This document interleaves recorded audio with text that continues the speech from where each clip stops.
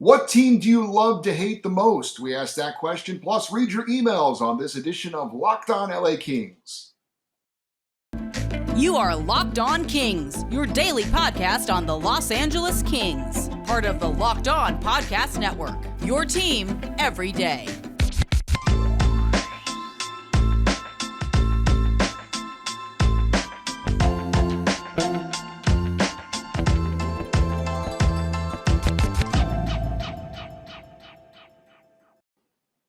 Hey, Kings fans, welcome to Locked On LA Kings, your team every day. Thanks for making Locked On LA Kings your first listen every day. We are free and available wherever you get your podcasts and on YouTube.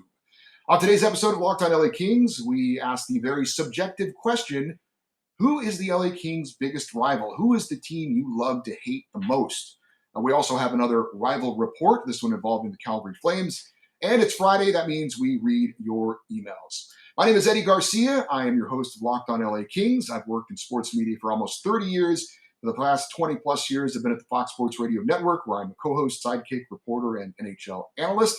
I'm also co-host of the Puck Podcast, a weekly NHL review show that has been putting out content for the past 16 years, and of course, a lifelong LA Kings fan. Rivalries can be a very fun part of sports. Some rivalries have a deep history, but a lot of times rivalries can ebb and flow and change. Look no further than the Red Wings Avalanche rivalry in the mid to late 90s, which was one of the greatest rivalries in the sport of hockey for a brief time, and is the subject of a great ESPN documentary that's out there right now that I highly recommend called Unrivaled.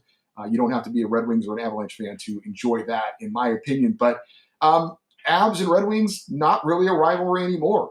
At one time, it was amazing. Not so much anymore. And you could say the same thing about certain rivalries involving the LA Kings. It wasn't that long ago that the Chicago Blackhawks were a big rival of the LA Kings. Of course, back-to-back seasons in 2012 and 2013, the two teams met with the Stanley Cup Finals appearance on the line. 2012, the Blackhawks won in 5 games. They went on to win their second Stanley Cup in 3 years. The very next season, in 2013, the Kings beat the Blackhawks in 7 games, and they went on to win their second Stanley Cup in 3 seasons. But now when the Kings and Blackhawks play, it's really just another game. So I asked the question to you, what team do you love to hate the most? What team do you think is the LA Kings' biggest rival? And there's no wrong answer here. It's a personal question. It's like me asking you, who's your favorite player?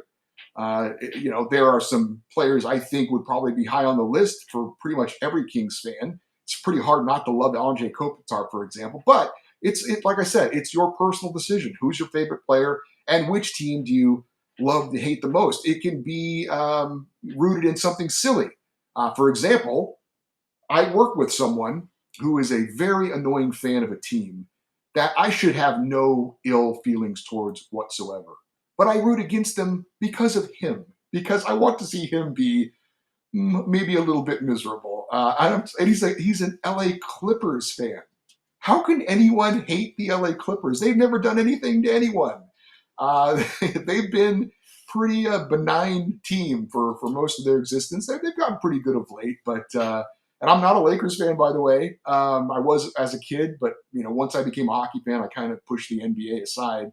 But it is funny, some of the teams that we root against for various reasons, and some teams we may even hate for various reasons. It can be logical or it could be very illogical. So for me, when I ask myself, what is the team that you love to hate the most? Who do you think is the Kings' biggest rival? It's a very easy question for me to answer. And maybe you agree, and maybe you think this is an easy question to answer. But for me, it's the Anaheim Ducks. I hate the Anaheim Ducks.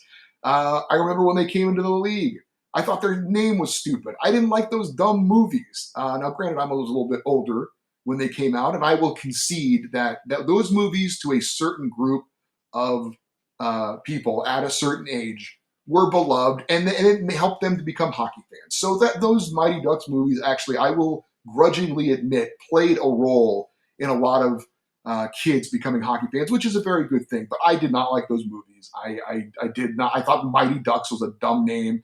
I honestly was not a big Disney fan back then, and I didn't like the fact that Disney just bought a team and put them out on the ice to kind of promote their stuff. I will have to concede now as well that I have become a huge Disney person later in life. I'm a big Star Wars nerd. I love the Marvel movies, which are both owned by Disney now. And my wife and I go to Disneyland every Friday. We're annual pass holders. And as a matter of fact, after I'm done recording this, we're going to Disneyland to hang out. It's like our Friday date day thing that we do pretty much every week. So I've come around on that a little bit, but my hatred for the Ducks remains, even though Disney doesn't own the Ducks anymore. But I also have to admit, is the Kings Ducks rivalry really a great rivalry? And it really isn't, which is unfortunate. You know, there's no real bad blood between the two teams when they play each other. Do you feel like there's something extra there? I don't, unfortunately. I don't think the Kings play any harder or any more aggressively against the Ducks than they do against the Kraken. It's just kind of another game. I think it's still a big deal amongst the fan bases for sure. You know, the freeway face-off and all that. But and they've only met once in the playoffs. It seems like when the Kings are good, the Ducks aren't, and vice versa over their history. But they did meet in the one playoff series, which I was at the game 7 at the Pond where the Kings won and went on to win the Stanley Cup. That was amazing. But now even like a guy like Corey Perry is not on the Ducks anymore, a guy that's easy to hate, and there's not a lot of hatred between the two teams. But that's still the answer to the question for me, and maybe it is for you as well. But I would love to see, maybe it's going to take the Ducks getting good and the Kings and Ducks playing again in the playoffs to really get that rivalry where I would like it to be honest with you. I think it makes sports more fun when you have a hated rival like that. Now, some of you might think the Kings' biggest rival is the San Jose Sharks, and that actually makes a ton of sense. I mean, there is that whole SoCal, NoCal thing that a lot of people in both places really have legitimate feelings of dislike that even extends beyond sports. Now, I grew up in Central California, so I'm really in the middle of it. I've gone to the Bay Area visiting and enjoyed my time up there. I obviously now live in Southern California. I have for now most of my life, and I don't plan on going anywhere because I do actually love LA, like Randy Newman says. But I do understand from a sports standpoint that there is legitimate hate between NoCal and SoCal, and it's mostly because of the Dodgers Giants. Like, that is a rivalry that is legit. It dates back to when the two teams were in New York. And it doesn't matter what the records are of those two teams. Because of the history they have, there's always going to be an edge when they meet. Unfortunately, some things have gone on off the field that have taken it to another ugly level, which I'm really not a fan of at all. But it's a legit rivalry. As far as other NoCal, SoCal, I mean, Rams 49ers, there's something there. They do have some history, but obviously it got interrupted when the Rams left. And then when the Rams were playing in Orange County, it wasn't like an LA, San Francisco thing. And the 49ers don't even play in San Francisco anymore. They play in Santa Clara. So I don't know that rivalry is much of a rivalry. I've never thought that Lakers Warriors was much of a rivalry. Certainly, maybe it's gotten, I don't know. It's even lately, it doesn't seem like that's much of a rivalry as well. So I think actually Kings Sharks, if you want to talk about California rivalries, is probably maybe second behind Dodgers Giants. And a part of it is because they have met in the postseason several times. A matter of fact, the last 7 times the Kings have made it to the playoffs, the San Jose Sharks have been one of their opponents in 4 of those 7 seasons. And they've split the 4 playoff meetings. Of course, there was the very memorable playoff series, especially if you're a Kings fan, I guess for Sharks fans too, but for different reasons. When the Kings fell behind 3-0 to San Jose back in 2012, they end up coming all the way back, winning 4 straight and advancing and going on to win the Stanley Cup. That is one of the greatest playoff series in Kings history, and I'm sure one of the most disappointing playoff series in Sharks history as well. So I think Kings Sharks is certainly a legitimate answer for a lot of people. Before a recent trade, I actually would have said that the Kings' biggest rival might be the Calgary Flames, taking my personal feelings out of it because of the whole Matthew Tkachuk, Drew Doughty bad blood. I mean, that was legit. Those two guys did not like each other, and it like filtered out, I think, to the rest of the team. When the Kings and the Flames played each other recently, and Matthew Tkachuk and Drew Doughty were on the ice, there was legitimate bad blood between those two sides. But Matthew Tkachuk is now gone. They shipped him off to Florida. And so I think that kind of ends that feud because he's not around anymore. I don't know that there are any other Calgary Flames players that you kind of hate really at this point. And I think maybe a budding rivalry to keep an eye on for the LA Kings is the Edmonton Oilers. Of course, met them in the playoffs last year, 7-game series. It could have gone either way. Very disappointing end for the Kings. But going forward, I think for this coming season that the Kings and the Oilers, those are going to be some big important games. I wouldn't even be surprised if they met in the playoffs again at the end of the year. And I think when you see a lot of the upcoming preseason predictions as to where teams are going to finish in the Pacific Division, I think a lot of people are going to pick Oilers Kings 1-2, probably in that order. I think the Kings are going to be a bit of a trendy pick amongst a lot of people to win the division, but I think it'll probably be something like 70-30 Oilers win the division and Kings finish second. I think a lot of people are going to predict that. And like I said, I would not be surprised if they met again in the playoffs. If that happens 2 years in a row, I think you could legitimately say there's going to be some bad blood between those two teams and that could be a rivalry going forward in the near future. So what is your rivalry? What is the team you love to hate the most? If you want to chime in on that, you could certainly do it in the comment section here on the YouTube channel, or you could send me an email and I could read some of your responses on next week's show. And again, it doesn't have to make sense. Like I said, I've got the thing with the Clippers fan. If you have a next door neighbor who's a big hockey fan and is kind of a loudmouth and you hate his team because of that, maybe your ex-husband or your ex-wife was a St. Louis Blues fan, and now you hate them because of the way things ended. It doesn't have to make sense. It's totally personal to you. I would love to know, what team do you love to hate in the NHL the most? What team do you think is the Kings' biggest rival? If you have an opinion on that, send me an email, lockedoneddie@gmail.com. Again, that's EDDIE, lockedoneddie@gmail.com. I play beer league hockey twice a week. I love it. But sometimes when I'm about to get on the ice, I feel like I need a little something extra, and I don't want to eat a meal before I go out and play, and then I feel I don't feel very good about that. So what I do is I reach for a Built Bar, specifically the new cookie dough chunk puff Built Bar. It is real cookie dough chunks covered in 100% real chocolate. Tell me that doesn't sound delicious. Built Bars are also good for you. They're made with collagen proteins, which your body absorbs more efficiently and provides tons of health benefits. Why not eat something that tastes good and is good for you? You could go to built.com and get a box all for your own, or you could share it with your family as well. Whether you need a snack for a workout, a late night treat, or just want to grab a quick bite, Built is the perfect protein bar that tastes better than a candy bar. Ditch the calories, fat, and sugar, and go get yourself a Built Bar. Go to built.com and use the promo code LOCKED15. That's LOCKED, LOCKED15, and you can get 15% off of your order. Again, go to built.com, use the promo code LOCKED15. So still no real Kings news to report in the last 24 hours. Still waiting on the signings of Mikey Anderson and Sean Durzi. Maybe it happens over the weekend. If it does, we'll talk about it on Monday's show. But it is Friday, and as is the very brief tradition since I've taken over the Locked On LA Kings channel, we go into the Locked On mailbox or email box, inbox, whatever, and we read some of your emails. So we've got 3 to share with you for this week. And the first one comes from Eric and Anna. Eric says, my daughter Anna and I are big LA Kings fans, and we have watched each of your YouTube streams and are loving it. Well, thank you. He says, we were wondering if you have any insights to how Kevin Fiala is doing and feeling about coming to play in LA.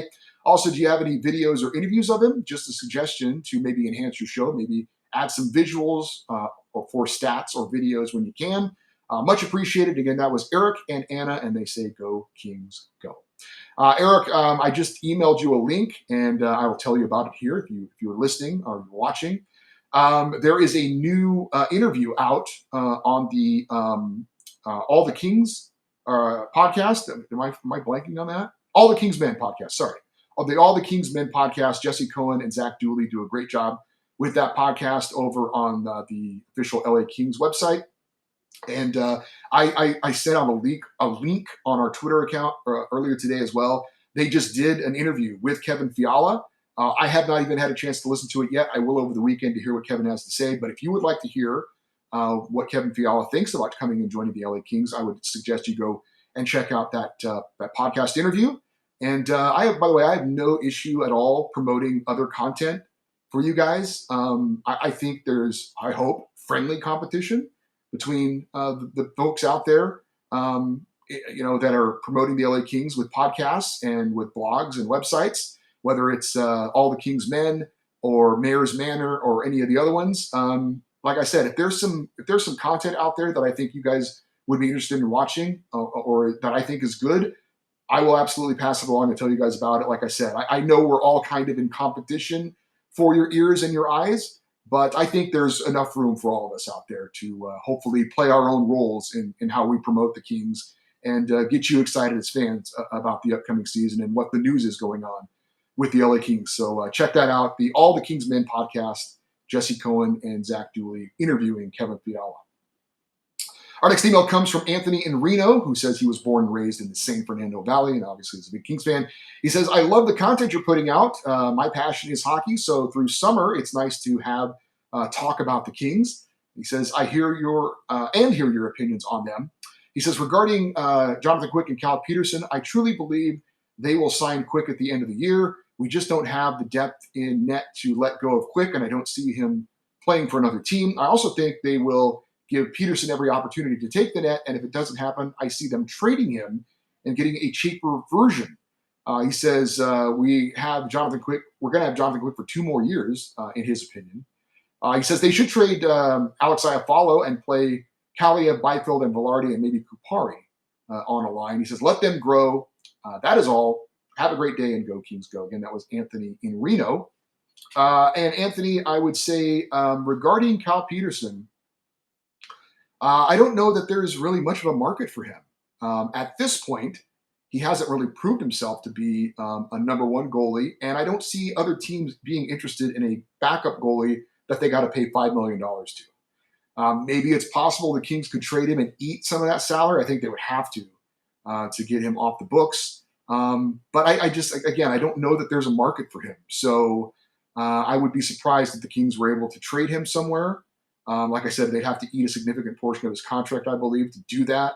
And I don't know if they want to pay a goaltender who isn't going to play for them when they feel like maybe he has something to offer. So again, I've talked about it on recent episodes. The Kings goaltending situation is very interesting to see how it plays out going forward. But I don't know that I see a trade for Cal Peterson. I will say that a trade for Alex Iafallo, I could absolutely see.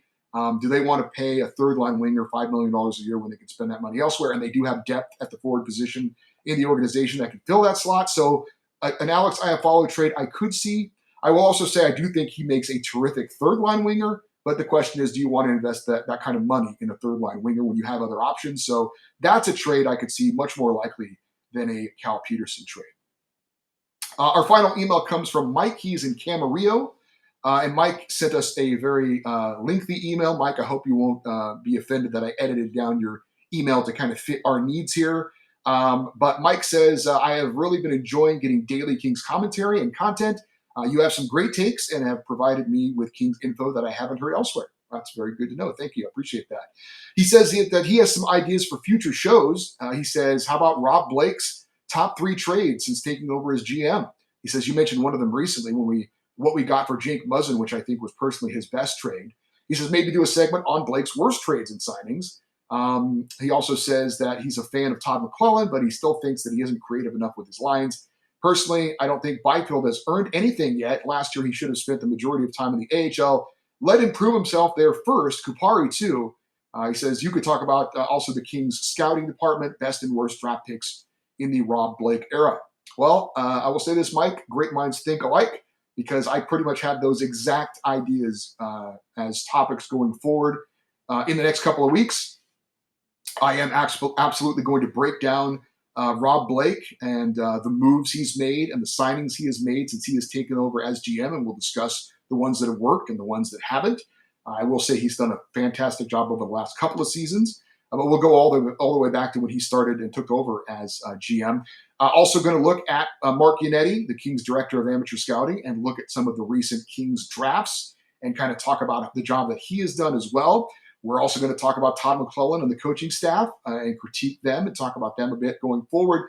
And I also plan on having interviews with other Locked On hosts of the other teams in the Pacific Division. We'll get the Locked On Sharks host on here to talk about what the Sharks have done and what he thinks about the LA Kings going forward. And we plan on doing that with all the other teams in the Pacific Division as we get closer and closer to the start of this season.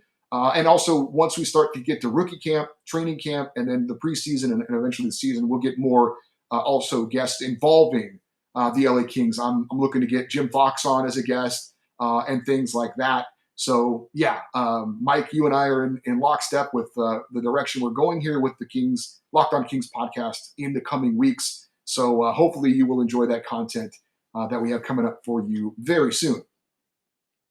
Hey, just a reminder that the Locked On NHL podcast has you covered for all your league-wide NHL talk with a rotating cast of local hosts from Locked On NHL's channels, breaking down the biggest stories in hockey 5 days a week. Subscribe for free on your favorite podcast app or watch it on YouTube.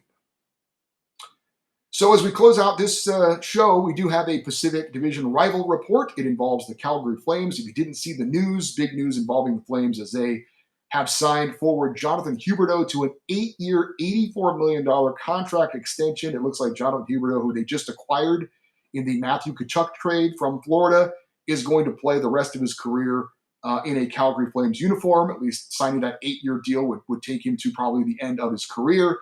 And he's a very good player. If you don't know, the Calgary Flames, the reigning Pacific Division champs, are definitely taking a step back this year because they've lost Johnny Gaudreau and Matthew Tkachuk, their top two leading scorers. But getting Jonathan Huberdeau back and signing him to an extension is a big deal for the Calgary Flames. He's a very talented player. Unfortunately for the Kings, he's a guy they're going to have to contend with over the next 8 years, it appears, if he plays out the rest of his contract that he just signed with the Calgary Flames. So that is, like I said, Calgary's going to take a step back this year a little bit, but how far of a step back? Having Jonathan Huberdeau and signing him to an extension certainly helps Calgary to remain competitive for this coming season and seasons to come. Want to remind you to keep up to date with this show and what's going on with the LA Kings. Please follow us on Twitter. We are at Locked On LA Kings.